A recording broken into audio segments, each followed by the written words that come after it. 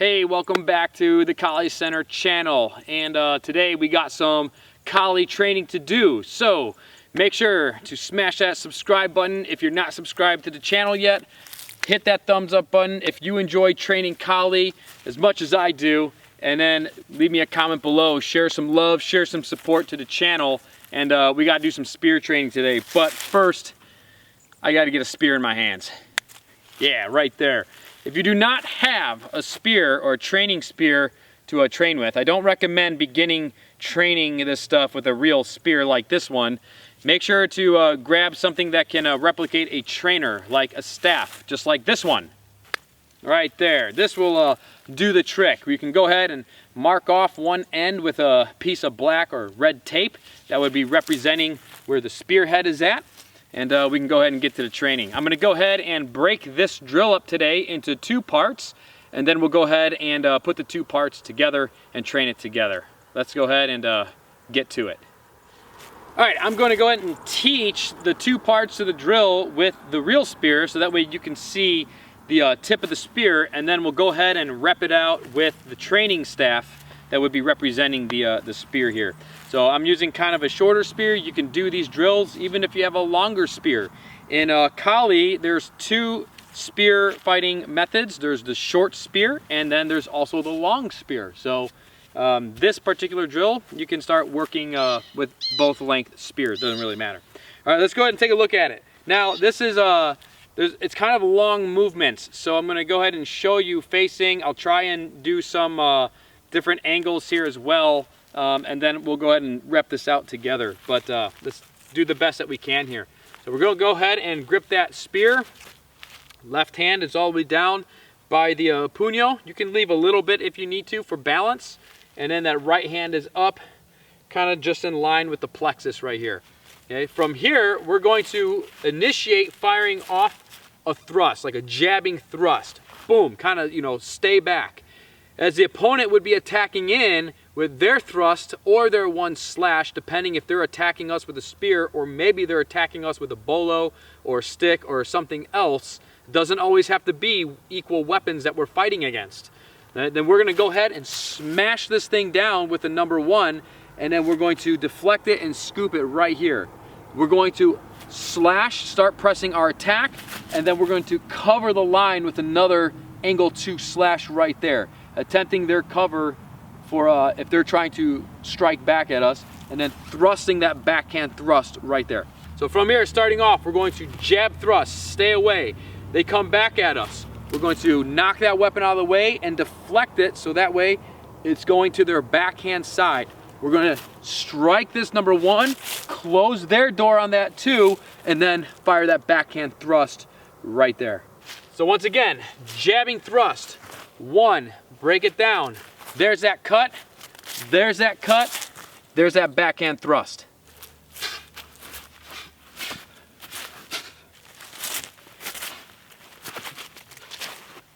All right, let's get a couple reps in together, nice and slow. From here, jabbing thrust. We're gonna step in and strike their attack, bringing their attack low.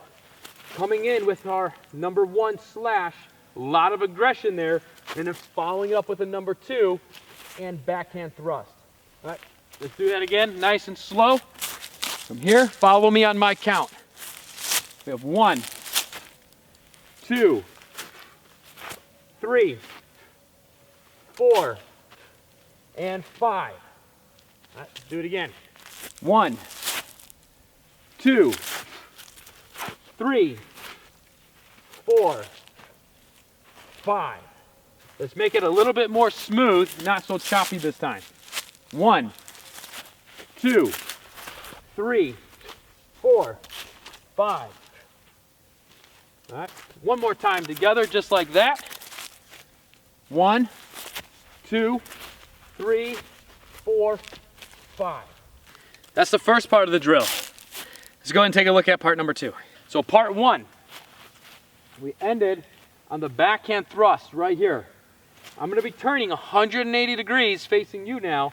I'm going to come up with 1, 2, 3 uppercuts.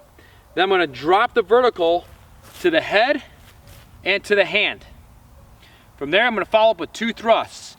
an aggressive long range thrust, boom, and then that extra largo thrust where we're gonna slide it out and bring it back. Let's take a look at part 2 again. Ending part 1 on this backhand thrust. Part 2, we're gonna turn 180 degrees. Maybe we hear a noise, something like that, someone's rushing up behind us, so we shoulder check, make sure that we know where we're firing our weapon. And then we come up, 1, 2, 3. Drop it, thrust, and long range thrust right to their face. Once again, shoulder check, you hear something.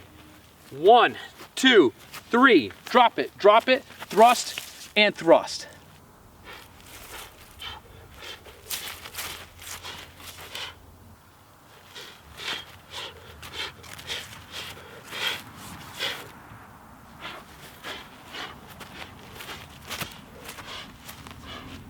Let's go ahead and get a couple reps in together. I'm gonna start off facing you, so that way I can turn around and then you can follow me. So right here, ending part 1 on that backhand thrust. Shoulder check, 180 degree step.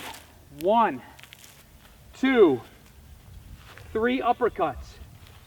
Drop a vertical, second vertical. Thrust aggressively, largo extended thrust, and then we're back. All right, let's do it again. Couple more times together. Let's follow my count. So shoulder check. 1, 2, 3, 4, 5, 6, and 7. All right, let's go ahead and do it on my count together. Ready? Shoulder check. 1, 2, 3, 4, 5, 6, and 7. All right, let's get another rep in just like that together. Starting off right here, ending where the first part ends. Shoulder check. 1, 2, 3, 4, 5, 6, and 7. Let's go ahead and take a look at the complete drill all together with both part 1 and part 2. I'll do it facing the camera first, and then we'll go ahead and turn it 180 degrees so you can see it from both sides.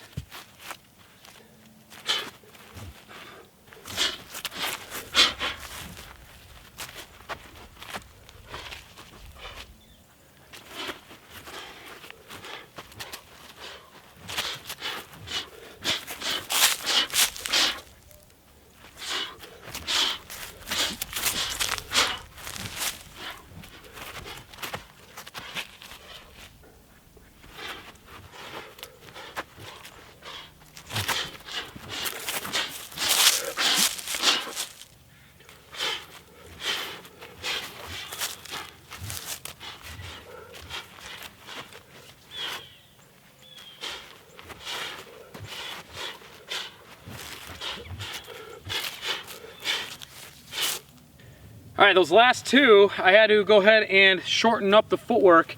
Remember that the footwork is going to be in accordance with what the range is at. So it depends on, what's the range for the technique, for the tactics, how aggressively is your opponent's closing in that distance, or how aggressively do you need to close that distance. So the footwork is going to always have these variances to them. It's always going to need to be adjusted accordingly. But you can train the basic drill step by step, work that in there, and then you can start playing with different footwork variations just like that and calibrate it according to whatever the situation would be. So this is why in our training it's really important that we are not just kind of blank training.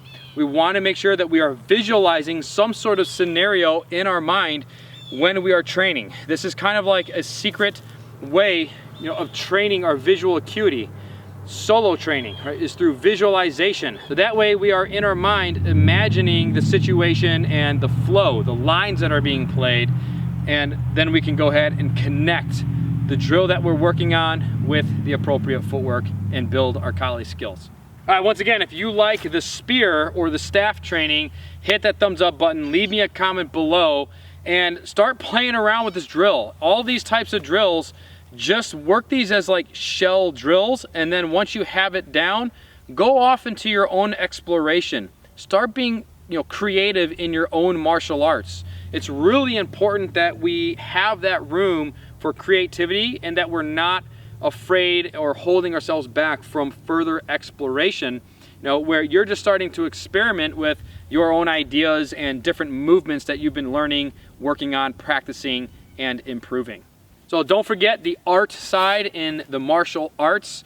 That's what we look at it here at College Center. We're not necessarily, always focusing on, the combat stuff. It is sometimes about the art and the exploration and the self-expression and, just having fun with it, not taking your training super seriously all the time. There's times for that, but it doesn't have to be all the time. Be expressive, have some fun, go experiment, and be playful. All right, guys, I will check you back here next time for some more Kali training here at the Kali Center YouTube channel.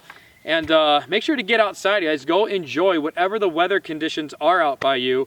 We're so blessed to be alive and to be able to feel the sun or the cold wind or the rain, the snow, whatever the weather conditions are.